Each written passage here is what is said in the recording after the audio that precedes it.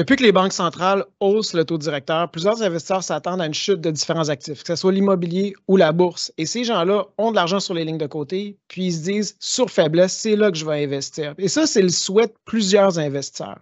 Et c'est pour ça que la présentation aujourd'hui, elle s'intitule Cash is King, parce que il y a énormément de liquidités sur les lignes de côté. C'est peut-être des anecdotes, mais peut-être vous avez des gens que vous avez rencontrés dans la dernière année qui vous disaient exactement ça. Moi, je veux acheter du multilogement. Les prix sont tellement chers depuis 10 ans.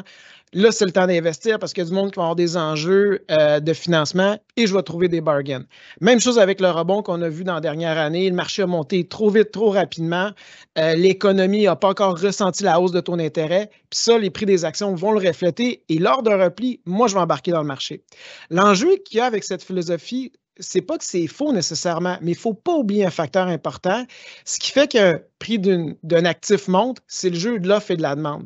Et actuellement, il y a quand même une demande qui est sur les lignes de côté. Mais quand on regarde les lignes de côté, l'argent sur les lignes de côté, la masse monétaire est vraiment élevée par rapport à des sommets historiques. Et cet argent-là, si on regarde plus précisément chez les investisseurs où elle se trouve, on va parler entre autres des capitaux privés. Les sociétés de capitaux privés, c'est des joueurs qui sont de plus en plus présents dans le marché. Et ces investisseurs-là vont investir dans des actifs privés, entreprises privées qui ne sont pas cotées en bourse, dans de l'immobilier, des projets d'infrastructure. Et ces investisseurs-là, depuis 2-3 ans, ils ont vraiment levé des fonds de manière importante. Et aujourd'hui, l'argent qu'ils ont en liquidité, qui est prêt à être déployé dans l'économie en investissement, est nettement plus élevé à ce qu'on observait avant le COVID. Donc, même ces investisseurs-là qui s'attendent à voir les valorisations, les multiples baisser dans les actifs qu'ils investissent parce que le coût de financement est augmenté, l'enjeu qu'il y a, c'est qu'ils ne sont pas seuls. Il y a d'autres investisseurs à côté d'eux qui ont beaucoup de liquidité et ces investisseurs-là, éventuellement, ils doivent déployer le capital.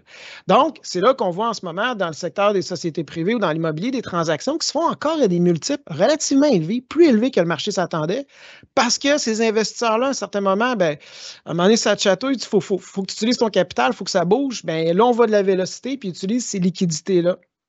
Maintenant, du côté des particuliers, si on ne regarde pas les investisseurs privés, mais on regarde les particuliers, ce qu'on peut observer vraiment, c'est que les liquidités ne sont pas un sommet qui était durant le COVID, mais par rapport à la moyenne historique, c'est nettement plus élevé chez les ménages américains.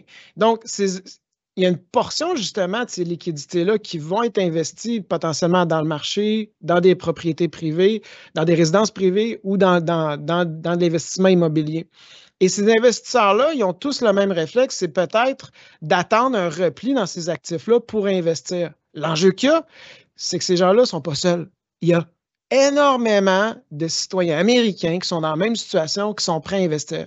Donc, c'est pour ça que lorsqu'on voit des replis sur le marché, peut-être on s'attend à des replis beaucoup plus aigus, mais finalement, le marché rebondit vite, puis on se dit pourquoi?